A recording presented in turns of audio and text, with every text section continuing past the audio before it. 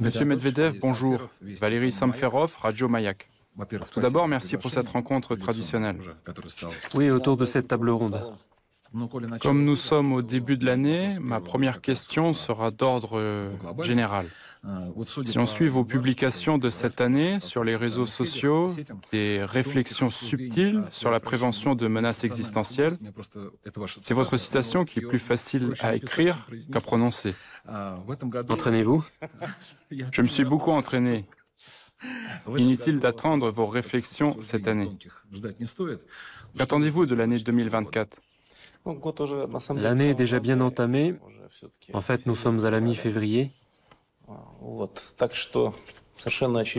Certaines tendances se sont déjà dessinées. C'est absolument évident. Qu'est-ce que j'attends?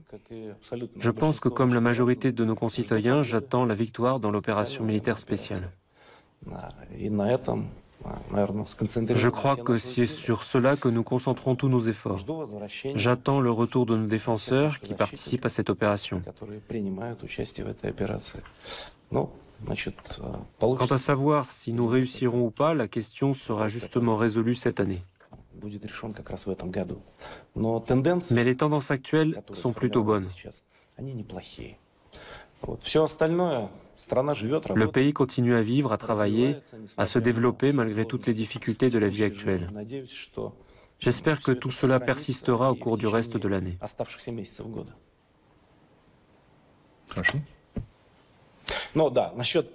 Au sujet des problèmes existentiels subtils, disons qu'il y a toujours des réflexions qui sont plus ou moins subtiles. Cela dépend de la profondeur de l'analyse de certains problèmes. Puisque vous lisez mes scribouillages, vous remarquez probablement que les réflexions subtiles alternent avec des réflexions tout à fait ordinaires, simples, voire brutales. Il y aura donc l'un et l'autre. Monsieur Medvedev, je prends le relais. Elena Kriviakina, Komsomolskaya Pravda. À l'époque où vous étiez président et Premier ministre, vous étiez vu comme un homme d'État très libéral, démocratique, tant en Russie qu'en Occident. Ces dernières années, votre image politique a énormément changé. Parmi les dirigeants russes, vous êtes considéré comme le principal haïsseur, hater, sur Internet. J'ai noté quelques-unes des expressions que vous avez employées à l'égard de vos collègues américains et européens qui ont eu un grand succès.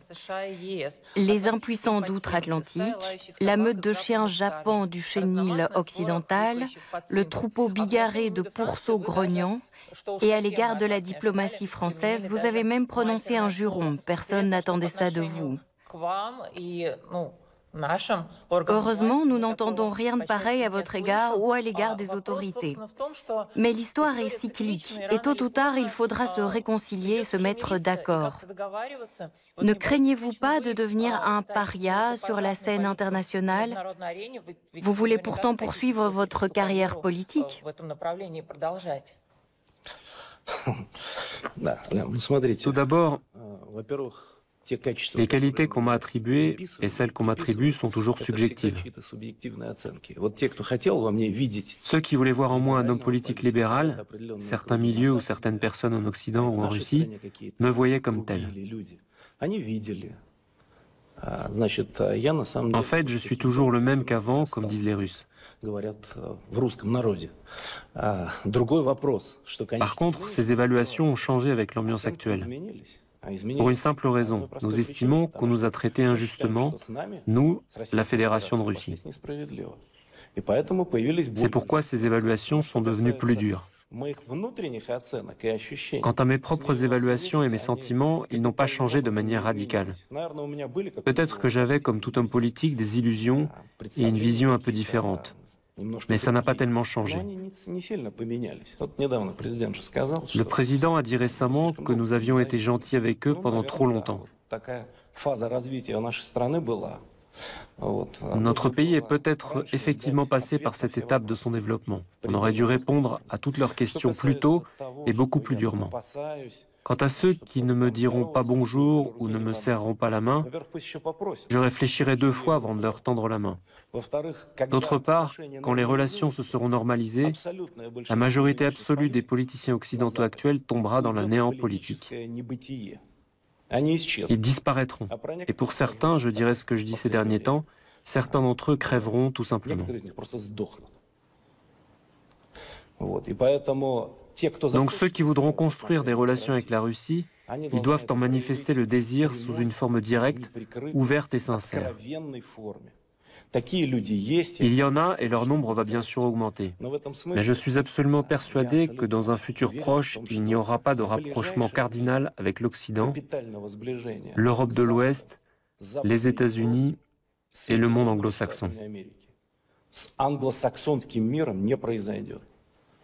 Un écart trop grand s'est formé entre nous, voire un clivage, si vous voulez, qui sera très très difficile à surmonter.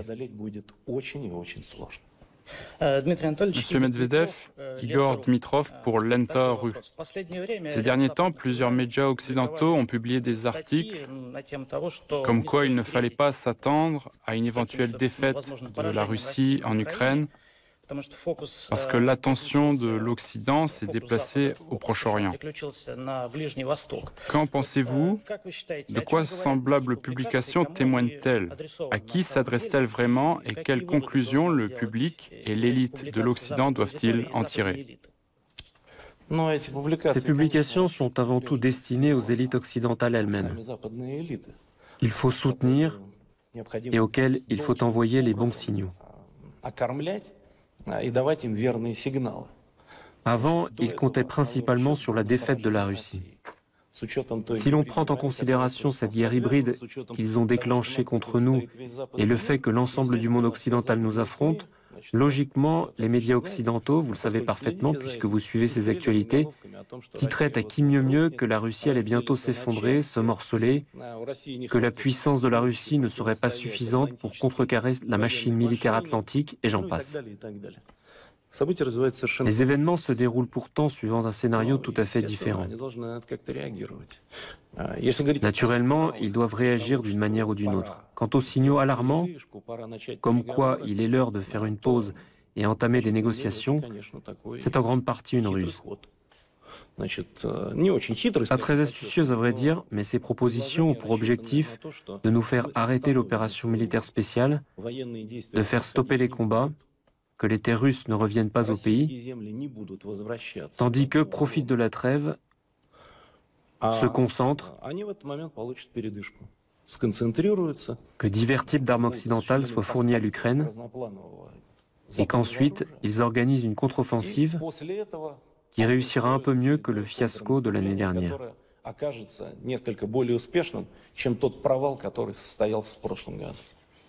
C'est en partie ça l'objectif de ces publications. Elles s'inscrivent, si vous voulez, dans une campagne de propagande dont font partie les insinuations des services spéciaux destinés aux couches de la société et aux milieux les plus différents.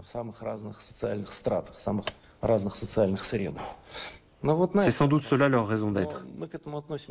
Mais cela nous est complètement indifférent. Ils écrivent ce qu'ils veulent. Il est évident qu'ils ne peuvent pas ignorer la situation actuelle, mais tout ce qu'on voit se passer dans les médias occidentaux n'est que le reflet de la situation réelle, des événements réels. Monsieur Medvedev, Anastasia Savinik, agence TASS. Nous avons suivi ces derniers jours les succès de l'armée russe dans Avdiivka. Pas plus tard qu'hier, le président a rencontré le ministre de la Défense. Ils ont discuté de tous les détails. Mais en Ukraine, après ces événements, de nombreuses personnes ont naturellement commencé à blâmer le nouveau commandant en chef, disant que c'était de sa faute. Ils lui ont reproché ses racines russes. Selon vous, devons-nous ce succès à la nomination de Syrski ou plutôt au long de travail de combat de notre armée? Et je rebondis, si vous le permettez, sur un autre sujet. Avdiivka est à nous, mais Donetsk est malheureusement toujours bombardé. Selon vous, où doit s'arrêter l'opération militaire spéciale? Devons-nous aller jusqu'à Kiev ou peut-être jusqu'à Lvov? Restera-t-il une partie de l'Ukraine que nous pourrons considérer comme un État légitime dont nous serons prêts à reconnaître les frontières? Ce qui concerne Avdiivka, Hier, on nous a présenté l'analyse de ce qui s'est passé. Il s'agit sans aucun doute d'un succès considérable de l'armée russe. Tous ceux qui ont participé à cette opération sont des héros. Il faut le dire haut et fort. Ce n'est pas à cause de Syrski ou à d'autres, mais grâce à notre glorieuse armée qui s'est mobilisée, a mené un travail de préparation en profondeur et a réussi à réaliser une percée. Vous avez dû tous le remarquer, la zone fortifiée autour d'Avdiivka n'a pas été bâtie en un an ou deux. Ce sont des constructions très solides, fortifiées, et ont permis de tenir cette localité pendant très longtemps. Donc la tâche était rude, mais notre armée a brillamment relevé le défi. Je voudrais encore une fois féliciter tout le monde de cet événement. Quant à savoir jusqu'où aller, je vous ferai part de mon point de vue, qui selon moi correspond à l'état actuel des choses. Nous devons défendre pleinement nos intérêts. Ça veut dire quoi exactement défendre pleinement nos intérêts? Premièrement, remplir les objectifs de l'opération militaire spéciale que le président a fixée. Deuxièmement, mettre en place une zone neutre nécessaire pour protéger notre sol de toute espèce d'invasion. Je parle non seulement des bombardements, mais aussi des opérations offensives et ainsi de suite. Ce n'est qu'à ce moment-là que nous pourrons dire que l'objectif est atteint. Jusqu'où aller? Je ne sais pas. Je pense que, compte tenu de ce que je viens de dire, nous allons devoir continuer à travailler durement et longuement. Jusqu'à Kiev? Oui, il faudra probablement aller jusqu'à Kiev. Si ce n'est pas tout de suite, peut-être lors d'une autre phase de ce conflit. Il y a deux raisons à ça. Kiev est une ville russe, mais elle représente une menace à l'existence de la Fédération de Russie. Une menace internationale, car bien que Kiev soit une ville d'origine russe, elle est dirigée par une brigade d'ennemis de la Russie, les États-Unis en tête. Tous ceux qui exercent formellement des fonctions ne sont que des marionnettes, sans peur ni remords pour l'avenir de leur pays.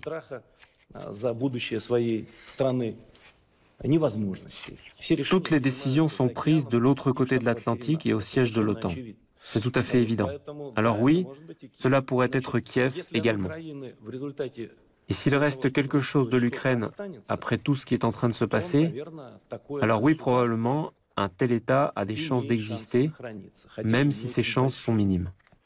Dans tous les cas, la question ne se pose pas pour l'instant, elle sera à l'ordre du jour plus tard.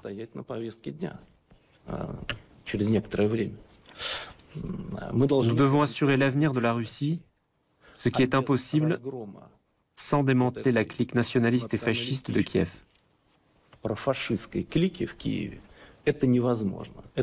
Ce régime doit tomber, il doit être anéanti. Il doit disparaître de la planète Terre. Ce qui en restera, quels territoires feront partie de cette entité territoriale? Je ne peux pas l'appeler pays à présent, je ne sais pas. Peut-être la région de Lemberg, avec la ville de Lemberg comme centre, si les Polonais s'y mettent, ou bien d'autres régions. Mais c'est un processus complexe, pas seulement militaire, mais aussi politique. Et la population qui habite sur ces territoires a son rôle à jouer, son mot à dire. Ce n'est pas seulement l'affaire de l'armée. Je l'ai dit à maintes reprises, l'État ukrainien tel qu'il est aujourd'hui est dangereux pour les Ukrainiens eux-mêmes. Et pour eux, il s'agit de choisir entre soit vivre dans un État sain et commun avec la Russie, ou bien, si pas commun, alors basé sur des principes ressemblants à ceux d'un État commun, soit une guerre interminable. C'est à eux de choisir. RIA Novosti, Maria Sidibé. Pour continuer sur l'Ukraine, comment évaluez-vous les perspectives de Zelensky aujourd'hui? À votre avis, quel est le degré de loyauté de ses subordonnés? Un nouveau coup d'État pourrait-il se produire en Ukraine? Et si oui, avec qui négocier le cas échéant? Je pense qu'il s'agit d'une question secondaire pour ce qui est de savoir avec qui négocier. Un lieu saint n'est jamais vide, dit le proverbe. Quant à ce personnage, son sort sera triste sans aucun doute. Il restera dans l'histoire de son pays, dans l'histoire du monde, comme un clown sanguinaire, devenu célèbre grâce à ses fameuses publications et n'ayant rien apporté de bon à son peuple. Et peut-être se souviendra-t-on de lui parce qu'il a joué du piano en filigrane avec l'un de ses membres. C'est probablement tout ce que je peux dire à son sujet. Mais il ne s'agit pas de lui. Il s'agit du fait que les élites qui sont aux commandes aujourd'hui doivent partir. Certaines pour de bon, saines et sauves, d'autres par la force. Et des personnes complètement différentes doivent apparaître, conscientes d'être responsables de l'avenir des habitants de cette entité complexe, mais toujours existante, appelée Ukraine. Lorsque de telles personnes apparaîtront, nous pourrons négocier avec elles d'une manière ou d'une autre. Même avec cette clique, nous n'avons pas refusé de négocier. Mais vous savez ce qu'ils ont fait? Ils se sont interdits à eux-mêmes de négocier, et même les tentatives des pays occidentaux pour les pousser dans cette direction n'ont pas été couronnées de succès jusqu'à présent. On comprend pourquoi. Parce qu'ils se rendent compte que dès qu'ils diront « nous sommes prêts à négocier avec la Fédération de Russie », or les conditions des pourparlers sont claires, c'est la reconnaissance des résultats de l'opération militaire spéciale. Ils se feront instantanément arracher la tête, ils seront renversés. Et donc, naturellement, ils essaient autant que possible de repousser le moment où ils devront faire leurs valises et partir pour Varsovie ou Londres. Mais il s'agit là du meilleur des scénarios. Dans le pire des cas, on sait très bien ce qui se passera. Merci. Je vous en prie. Monsieur Medvedev, vous aviez prévu 3 options sur la façon dont l'Ukraine disparaîtrait de la carte du monde. Vous considériez la 3e comme la meilleure. Les terres occidentales de l'Ukraine rejoindraient un certain nombre de pays de l'Union européenne. Les habitants des régions centrales et d'autres régions indépendantes choisiraient leur propre voie en rejoignant la Fédération de Russie, car la Hongrie, la Roumanie et la Pologne ont déjà fait des revendications territoriales cette année et à la fin de l'année dernière. En Occident, de plus en plus de gens, comme vous venez de le dire, sont partisans d'un règlement de la situation par stabilisation le long de la ligne de front. Selon laquelle de vos options les événements se développent-ils aujourd'hui?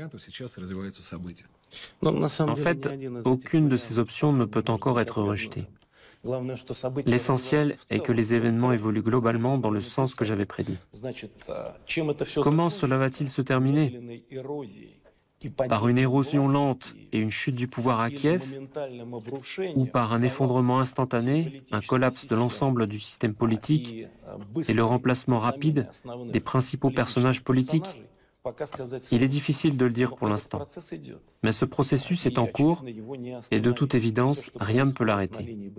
Tout ce qui se passe sur la ligne de front, tout ce qui se passe dans la zone de l'opération militaire spéciale est la meilleure preuve de ces tendances. Je ne sais pas comment ça se fera, mais ça se fera sans aucun doute, et tout le monde le comprend. C'est pourquoi de nombreux analystes occidentaux, soit ouvertement, soit par crainte et par timidité, dans les couloirs, disent que non, nous ne serons pas en mesure de vaincre la Russie dans ce sens. Bien qu'en public, ils déclarent toutes sortes d'absurdités, racontant des bêtises politiques comme « nous ne devons pas permettre à la Russie de gagner cette guerre ». J'ai récemment été contraint de m'exprimer à ce sujet. Qu'est-ce que ça signifie « nous ne devons pas permettre à la Russie de gagner ». Si l'on s'en tient aux conditions posées par Kiev, ça veut dire reprendre à la Russie les territoires qui sont inclus dans la constitution de la Fédération de Russie depuis le référendum. Et par conséquent, annexer nos nouvelles terres, nos sujets de la Fédération revenus à la Russie. Il est clair qu'il s'agit d'une catastrophe mondiale, d'une véritable troisième guerre mondiale à part entière. Par conséquent, les déclarations irresponsables de tous ces Scholz, Borrell et compagnie ne sont destinées qu'au public. Ils n'y croient pas eux-mêmes, mais ils doivent les répéter comme un mantra, simplement pour justifier les énormes dépenses des budgets militaires correspondants. Jusqu'à présent, les événements suivent ce scénario. Je ne ferai pas de prédiction plus précise pour l'instant. Monsieur Medvedev, l'ancien président ukrainien Viktor Yushchenko a déclaré dans une interview à Deutsche Welle, je me permettrai de citer, « Il ne s'agit pas de Poutine, 140 millions de petits Poutines sont porteurs du poutinisme et doivent être éliminés. » Selon vous, nos médias doivent-ils relayer de telles déclarations pour révéler la nature de ce régime nazi et de toutes les élites ukrainiennes ? Ou mieux vaut ne pas attirer l'attention sur de telles déclarations qui sont essentiellement un appel au génocide. À mon avis, il faut attirer l'attention autant que possible. Yushchenko est un monstre rare avec une face immonde toute criblée, une gueule répugnante et désagréable à regarder même à la télévision. Mais il faut que tout le monde apprenne cette information. L'opinion publique mondiale, nos citoyens, les militaires qui protègent notre pays. Quoi que je pense de ce personnage, il s'agit d'un ex-président ukrainien.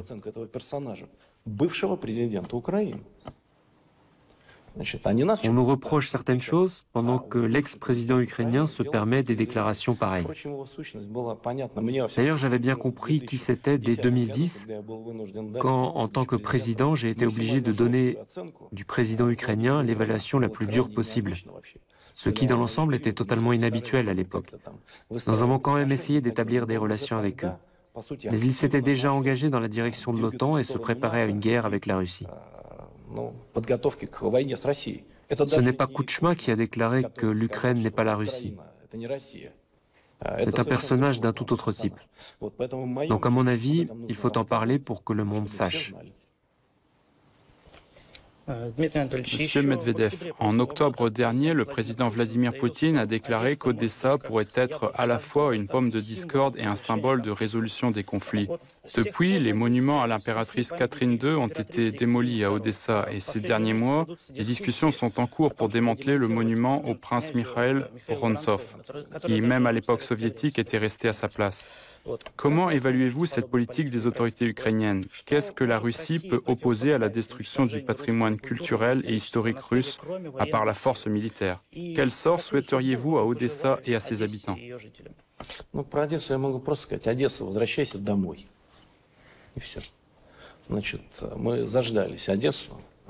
ce qui est d'Odessa, je ne peux dire qu'une chose. Odessa rentre à la maison, et c'est tout.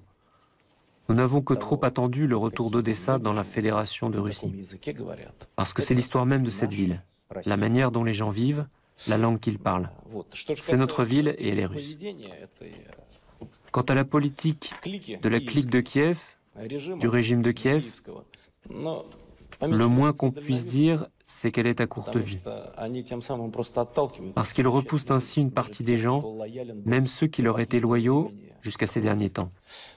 D'une façon générale, ça a l'air monstrueux, car il s'agit de mesures pour s'opposer à toute la culture russe, à tout le chemin parcouru en commun. Ils démolissent des monuments.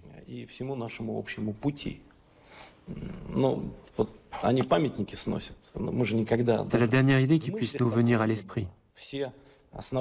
Nous avons toujours traité avec respect les grands hommes ukrainiens, à l'exception des nazis évidents, des bandéristes de toutes sortes. Je ne parle même pas de ces classiques qui font finalement la fierté du peuple ukrainien, de l'ethnie et de la langue ukrainienne. Je pense à Shevchenko, bien qu'il ait écrit une grande partie de son œuvre en russe, à Lesya Ukrainka. Je n'évoque pas Gogol, qui est l'un des plus éminents écrivains russes et ukrainiens.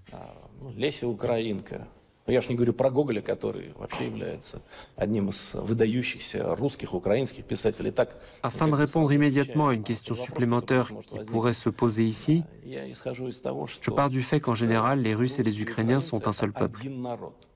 Ce ne sont pas deux peuples frères. Ce n'est qu'au XXe siècle, après la chute de l'URSS, qu'on s'est mis à employer cette expression. Il s'agit d'un seul peuple. Oui, il y a des particularités linguistiques, il y a une langue classique russe, il y a un dialecte du Sud, il y a un dialecte petit russien, y compris le sourgique, parlé par une partie importante de la population, il y a une langue ukrainienne classique. Néanmoins, ça ne signifie pas que ce soit des peuples différents. Ces peuples ont été ensemble pendant 1000 ans. Ils ont été séparés par différents événements historiques. Je ne parle même pas du fait qu'à l'époque, la Russie a été obligée de venir en aide aux habitants des territoires petits-russiens pour chasser tous les invités indésirables, les Polonais et autres, de conclure les accords nécessaires qui ont permis à cette partie de la Russie de se développer de manière autonome et pas sous le talon des pays occidentaux. C'est un fait, certains territoires n'ayant pas de lien direct avec la Russie ont été inclus à l'Ukraine, c'est vrai. Mais là-bas, les dispositions de la population, leur vision des choses sont différentes. Ils ont toujours regardé dans une autre direction. Cela a toujours été comme ça. Je me souviens de mes années d'école. C'était la première fois que j'y ai été confronté. Je devais avoir 15 ans et nous avons fait un voyage de classe à Tallinn.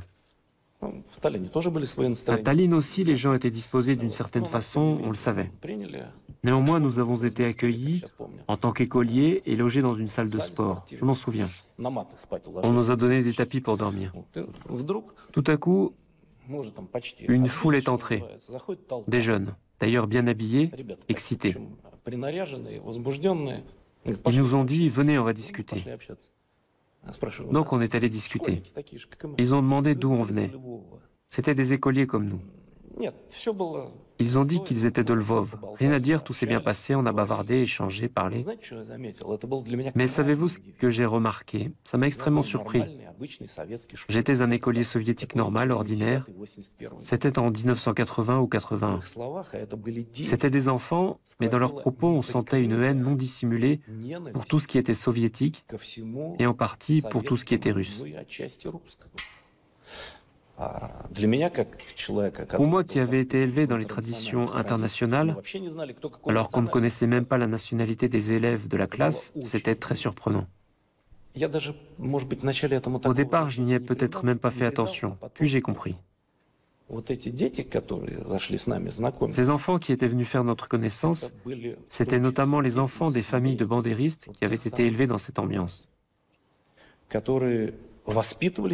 Et comme on dit, ils avaient tété la haine de tout ce qui est russe avec le lait de leur mère.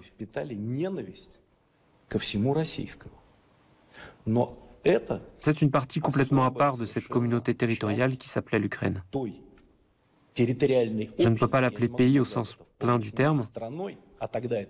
Et à l'époque, ce n'était pas un pays, c'était juste une république au sein de l'URSS.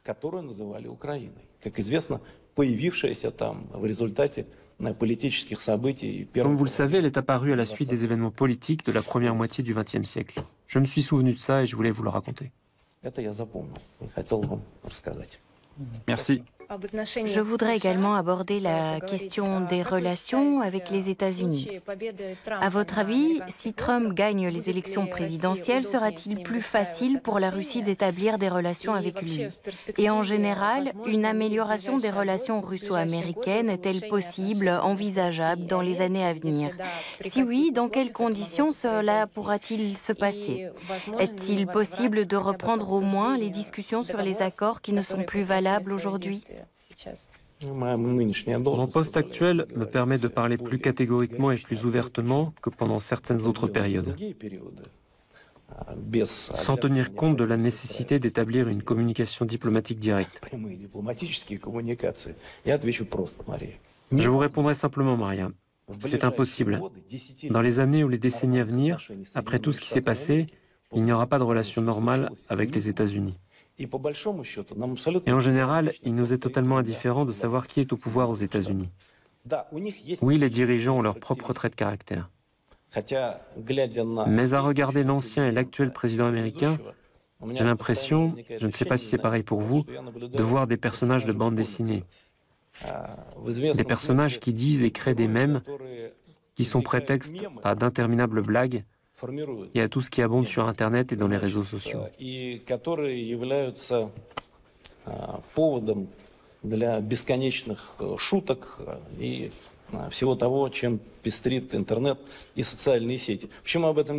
Pourquoi j'en parle?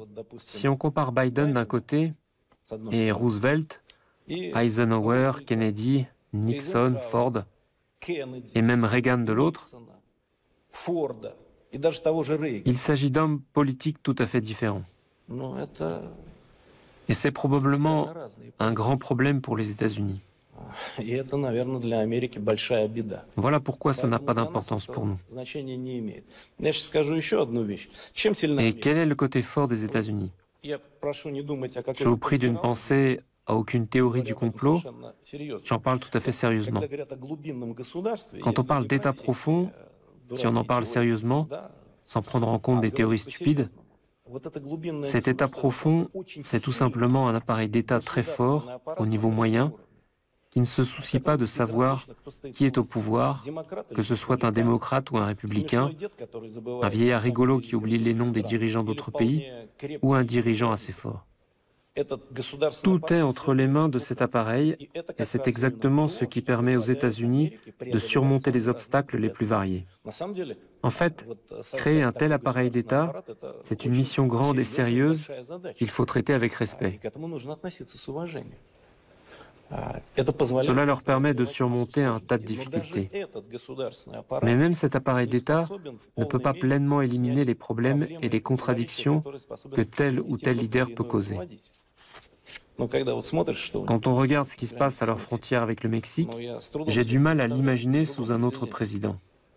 C'est une désobéissance au pouvoir fédéral. Et le chef suprême des États-Unis ne peut rien faire. Quand le gouverneur d'un État dit « Je ne vais pas suivre vos instructions, nous n'exécuterons pas les décisions de la Cour suprême ». Nous n'obéissons pas à la garde nationale. Nous obéissons à nos propres lois et nous avons notre propre garde. Nous allons effectuer ces tâches-là. Dans ce sens, c'est un moment très intéressant. Il montre toute la profondeur des contradictions qui sont, quant à elles, liées au fait que, malgré leur affaiblissement, les États-Unis essayent de jouer le rôle de leader sur la scène internationale. Il est vraiment difficile de ne pas partager l'avis d'un certain nombre de législateurs américains. Au lieu de renforcer leur propre pays, de résoudre les problèmes frontaliers et sociaux les plus graves qui existent dans chaque pays, y compris dans les riches États-Unis, ils dépensent des centaines de milliards de dollars pour un pays que la majorité des Américains ne savent même pas situer. C'est une blague connue. Demandez-leur où est l'Ukraine, et ils vont chercher longtemps sur la carte où elle est et ce que c'est. Il est clair que ces fonds sont en grande partie destinés à soutenir le complexe militaro-industriel américain. Et d'un autre côté, ils ne dépensent pas d'argent pour régler des enjeux sociaux ou économiques d'un autre ordre. Donc pour répondre à la question de savoir avec qui nous devrions travailler, ça nous est totalement égal. Car nous sommes actuellement engagés dans un antagonisme direct et ce différend ne sera pas résolu dans les prochaines années. Monsieur Medvedev, pour continuer dans la foulée de la question précédente, quand l'Europe va-t-elle arrêter d'obéir aux États-Unis et d'être leur satellite?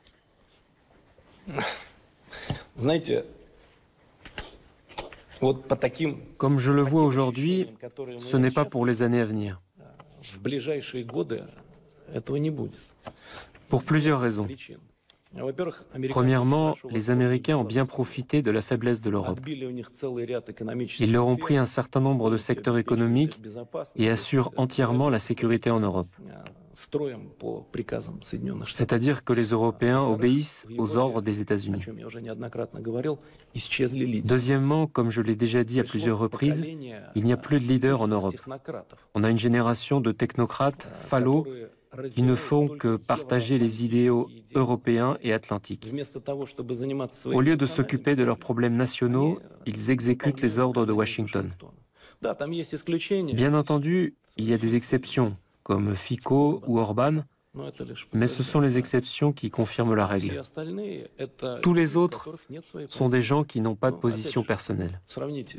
Comparez Macron à ses nombreux prédécesseurs. À Mitterrand, par exemple, que Biden confond avec Macron. Mais il s'agit de différents présidents. François Mitterrand et Emmanuel Macron sont des présidents différents. Peut-être que ça sera une information importante pour eux. Et je ne parle pas du général de Gaulle. Comparez Scholz et Kohl ou Schmitt. Ce sont des politiciens différents. Les hommes politiques de la génération précédente avaient, je dirais, la force intérieure de résister sur des questions importantes pour leur pays. Ça ne veut pas dire qu'ils étaient à nos côtés ou qu'ils avaient abandonné les idéaux européens. Non. Mais ils pouvaient objecter, à tel point que sous la présidence de Charles de Gaulle, la France a suspendu sa participation à la composante militaire de l'OTAN, parce qu'elle l'a jugé bon. Vous pouvez vous imaginer quelqu'un qui puisse aujourd'hui rien qu'en parler timidement, mais il se fera déchiqueter. On dira les Russes vont nous tomber sur le dos, les Cosaques vont de nouveau galoper dans Paris, le monde va s'effondrer. Il n'y a personne à qui parler là-bas. S'ils s'en trouvent un jour, il sera plus facile de s'entendre avec eux. J'espère que ce sera le cas. Si ce n'est pas demain, alors après-demain. Le peuple va simplement demander à ces personnes de venir, car il finira bien par sentir que la génération actuelle des politiciens ne répond pas à ses attentes. Une question sur le Texas. Oui, c'est une région magnifique. Oui, il y a aussi le ranch de Bush père. Oui, j'y suis allé une fois.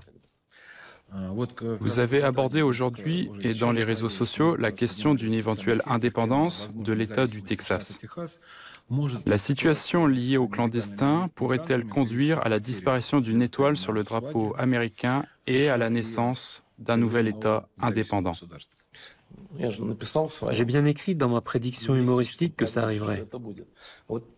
Maintenant, nous attendons tous la signature d'un accord d'amitié et de coopération entre la RPT et la RPD, la République populaire du Texas et la République populaire de Donetsk.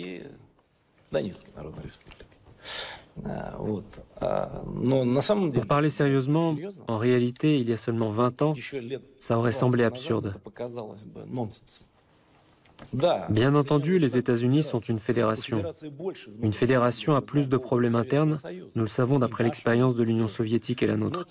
Toutefois, il s'agit d'un pays très puissant, d'un pays leader et ainsi de suite. Or, on en discute aujourd'hui. La question essentielle est pourquoi ? Parce qu'il s'est produit une véritable césure au niveau des valeurs, voire même civilisationnelle si vous voulez, entre les différentes parties des États-Unis. Les relations entre les partisans des démocrates et ceux du Parti républicain, avant on disait en riant qu'il s'agissait de la même chose, c'est-à-dire du grand capital, que ces deux partis avaient les mêmes positions et ne faisaient qu'avancer quelques idées distinctes pour s'en servir lors de la campagne électorale. Aujourd'hui, on ne peut plus le dire. Le problème n'est pas la différence idéologique, mais le fait qu'ils ne se comprennent pas et même qu'ils se détestent. Regardez l'attitude du noyau dur des démocrates à l'égard de Donald Trump.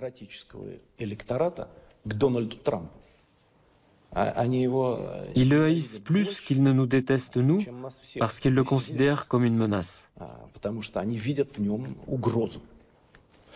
À l'inverse, les Trumpistes, l'aile conservatrice du Parti républicain, estiment que la ligne suivie par les démocrates, celle de la mondialisation à outrance, va conduire l'Amérique dans une impasse.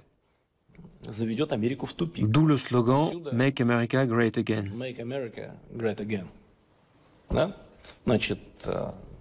C'est donc le slogan de la renaissance interne de l'Amérique. C'est leur problème, en fait.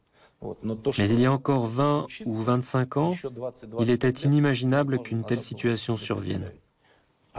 Et la raison en est justement la ligne politique médiocre suivie par les autorités américaines après la chute de l'Union soviétique. Il pourrait donc y avoir un nouvel État. Je crois que j'en ai parlé.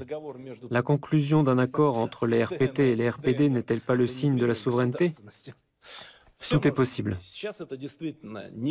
À l'heure actuelle, ce n'est effectivement pas impossible. Mais si vous pensez que nous en sommes ravis, ce n'est pas le cas.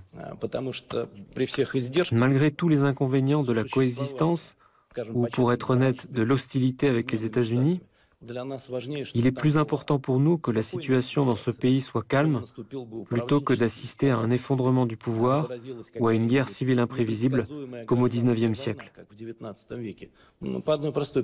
La raison en est simple. Les États-Unis sont malgré tout un acteur majeur sur la scène internationale. Les États-Unis ont des capacités militaires énormes. Ils sont notre adversaire direct dans ce sens, mais d'un autre côté, ils sont notre partenaire dans le cadre des négociations sur les armes nucléaires. Malheureusement, pour l'économie mondiale, les États-Unis sont le principal émetteur de monnaie de réserve. Et si cette monnaie s'effondre, les conséquences se feront sentir pour tout le monde. Il faut en tenir compte. Il est nécessaire de détrôner progressivement le dollar. Il faudrait avoir un ensemble de monnaies de réserve, et nous en parlons depuis des dizaines d'années.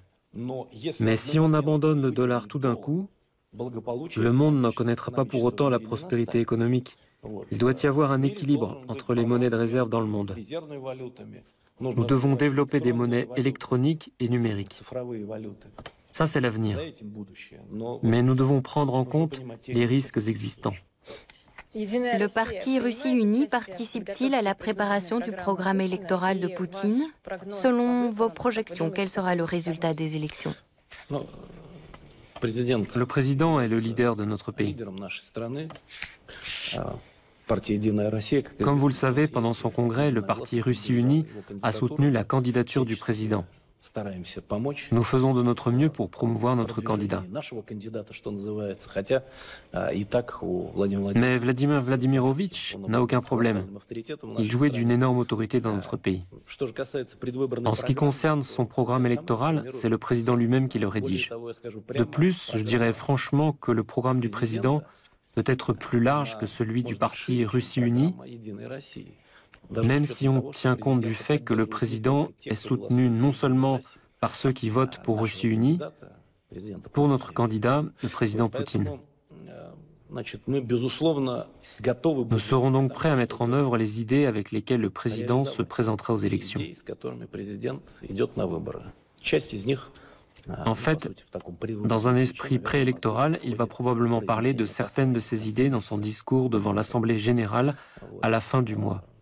En ce qui concerne les pronostics, je pense qu'il ne fait aucun doute que M. Poutine gagnera ces élections et obtiendra un résultat remarquable. Monsieur Medvedev, parlons économie. D'accord. Peut-on espérer que les avoirs gelés de la Russie lui seront rendus? En avons-nous besoin ou pouvons-nous survivre sans ces 280 milliards de dollars? Si l'Occident réussit à créer un mécanisme de saisie, comment pourrons-nous y répondre? Je vous ferai part de ma position. Je pense que les chances de récupérer cet argent sont minces. Et c'est dommage. Mais c'est un élément de confrontation. Cela fait partie de la guerre hybride déclenchée contre nous. Et je veux attirer votre attention sur un fait que l'Occident comprend bien. Juridiquement, officiellement, l'Occident ne participe pas à la guerre contre notre pays. L'Occident ne nous a pas déclaré la guerre et nous n'avons pas déclaré la guerre à l'Union européenne ou aux pays occidentaux. Nous comprenons qu'il y a une guerre hybride en cours, qui les alimente en armes, en argent, en instructeurs, mais officiellement, et c'est le plus important, nous ne sommes pas en guerre.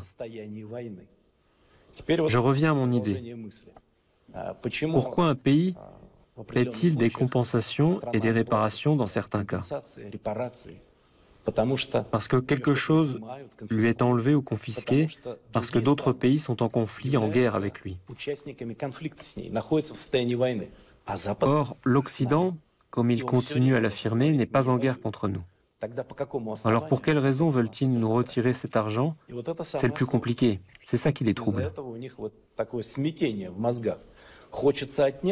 Ils veulent nous prendre cet argent et l'octroyer aux autorités ukrainiennes, mais cela constitue une attaque ou une violation de l'ordre juridique mondial. C'est fouler aux pieds les principes fondamentaux de la protection de la propriété privée et d'autres principes très anciens. Ils ont donc du mal à mettre en place cet objectif. S'ils le veulent, ils feront fi de leurs principes, c'est sûr. Ils y renonceront et prendront l'argent. Nous survivrons sans. Quant à nos réponses, elles peuvent être différentes, nous le comprenons tous. Il existe même déjà un certain nombre de résolutions, mais elles sont toutes partielles. Pour des raisons évidentes, il n'y a pas sur notre territoire d'investissements étrangers que nous pouvons récupérer comme ils l'ont fait avec nos avoirs.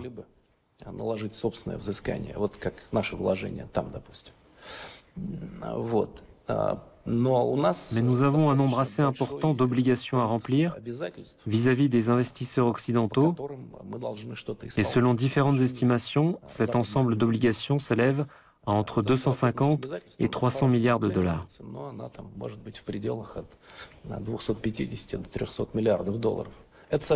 C'est une toute autre histoire.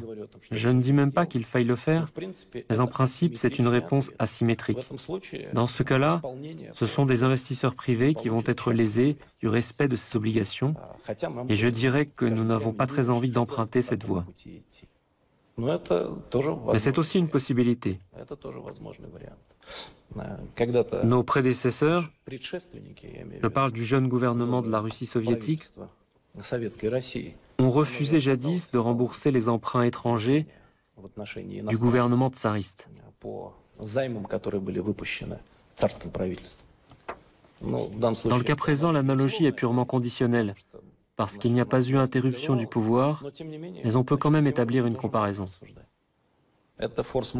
D'une part, c'est un cas de force majeure, de l'autre, nous allons être tenus de constater l'état de guerre avec eux, mais je le souligne du point de vue juridique. Ce ne sont pour l'instant que des réflexions à haute voix. D'autant plus qu'ils n'ont pris aucune décision, même sur les revenus de nos avoirs.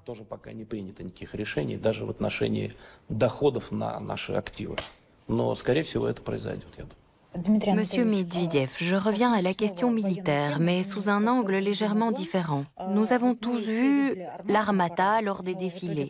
Mais en fin de compte, quand l'opération militaire spéciale a commencé, nous avons dû employer de vieux chars. Quelqu'un aurait-il jeté de la poudre aux yeux des dirigeants en parlant des succès de l'industrie de la défense russe? Vous inspectez les entreprises? À votre avis, la capacité est-elle suffisante pour atteindre les objectifs de l'opération militaire spéciale? N'y a-t-il pas un manque de personnel parce que les entreprises travaillent 24 heures sur 24? Y a-t-il assez de spécialistes? Les défilés, c'est une chose, la guerre, c'en est une autre. Ce sont des choses complètement différentes. Il suffit de comprendre les différents critères utilisés. L'Armata est un nouveau char. Il n'a pas encore passé tous les tests. Ce n'est pas le char le moins cher. Nous avons d'autres chars qui ont brillamment fait leurs preuves dans le cadre de l'opération militaire spéciale. Il s'agit du T-90M ProRiv, que le président a récemment appelé le meilleur char du monde. Je partage pleinement son opinion. Toutes mes discussions, par exemple, avec ceux qui participent à l'opération militaire spéciale, tant sur les terrains d'entraînement que sur la ligne de front, prouvent qu'il en est ainsi. J'ai inspecté la formation de certaines unités, le recrutement sous contrat. Les commandants de combat qui sont revenus de la ligne de front forment une unité, puis ils partent. Ils ont demandé de les aider à obtenir des T-90M. C'est une très bonne arme. Mais il en existe d'autres, si nous parlons de chars. T-80 BVM, T-72 B3M. Pourquoi est-ce que je cite ces lettres et ces chiffres? Ce sont des chars modernisés. Oui, ils remontent aux années 80 ou 70, mais ces chars ne sont certainement pas pires que les chars occidentaux. Ils sont meilleurs, en particulier dans leur version modernisée. Le plus important, c'est que nous avons récemment réussi à fournir à l'armée des véhicules blindés dans les volumes maximaux. Ce matériel est utilisé. Il s'agit de milliers et de milliers de véhicules blindés.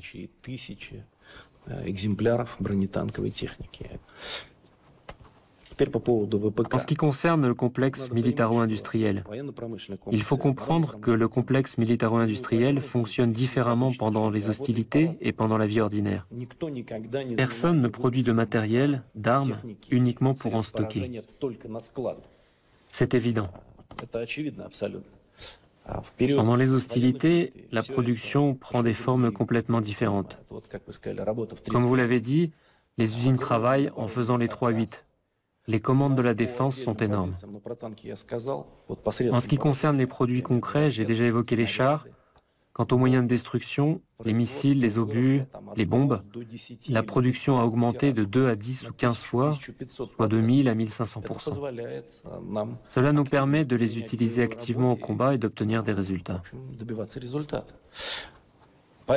Voilà pourquoi notre complexe militaro-industriel, à mon avis, a résisté à toutes les épreuves de la meilleure façon. Il suffit de lire les analystes occidentaux. Au début, ils se moquaient, ils disaient que nous utilisions un vieux matériel, que nous avions une grave pénurie et qu'il fallait unir les efforts de toute l'OTAN et fournir à l'Ukraine des chars, des obus, des radios, des drones, etc. Aujourd'hui, ils ne se moquent plus. Ils voient qu'en ce qui concerne une grande partie des composants, nous les surpassons. Les drones, c'est une question à part. Chez nous, avant le début de l'opération militaire spéciale, ces appareils n'étaient pas bien développés, c'est vrai. Mais il faut reconnaître, et c'est tout à l'honneur de l'industrie de la défense, qu'au cours de la dernière année et demie, cet écart a été surmonté. Maintenant, nos drones opèrent dans tous les segments. Des grosses machines aux munitions rôdeuses, c'est-à-dire des drones kamikazes qui remplissent une seule mission, détruisent une cible et disparaissent. Tout cela est également produit en série. Donc je peux affirmer que le complexe militaro-industriel a résisté à l'épreuve de l'opération militaire spéciale. Je tiens à remercier tous ceux qui travaillent dans cette industrie. Ce sont des enthousiastes de leur métier, de vrais patriotes. Monsieur Medvedev, les médias occidentaux écrivaient qu'en 2024, les dépenses militaires du budget fédéral russe augmenteraient. Cependant, le ministre russe des Finances, Anton Siluanov, insiste sur le fait que le budget du pays ne peut pas être qualifié de militaire. Est-ce que l'économie russe est aujourd'hui une économie de guerre? Est-ce que les questions sociales sont négligées? Qu'est-ce qui est le plus important à l'heure actuelle, les dépenses militaires ou sociales?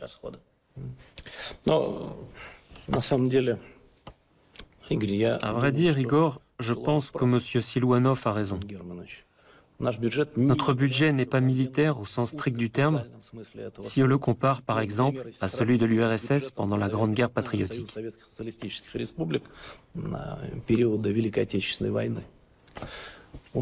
Pour comprendre les chiffres et les volumes, environ 30% des dépenses du budget fédéral, il s'agit de milliers de milliards de roubles, est consacré aux dépenses sociales. L'enseignement, la santé publique, aucune obligation sociale n'est négligée, tout est payé. Les salaires et les allocations dans ce secteur sont payés et même augmentent pour certains postes. Cela représente un tiers du budget. Un second tiers est consacré au développement du pays, à l'économie, au transport, au développement urbain, au développement de différentes communications. Le reste du budget est lié à l'opération militaire spéciale au sens large du terme. Il ne s'agit pas de dépenses pour la défense au sens étroit du terme, mais au sens large. C'est exactement la preuve de ce qu'a dit le ministre des Finances. Il s'agit du budget d'un État en développement consacrant des dépenses significatives à la défense, c'est vrai. On verra comment ce sera plus tard.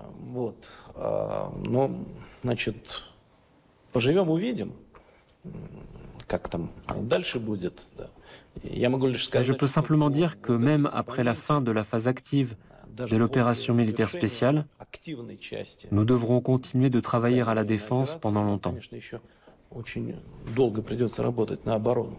pour que tout le monde sache que nous avons des réserves solides et pour que personne ne pense empiéter sur nos intérêts.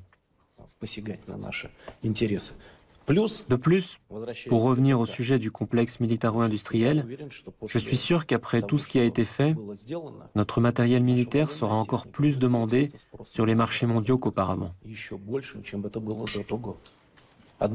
C'est une chose de montrer simplement de belles images, et c'en est une autre de se battre réellement.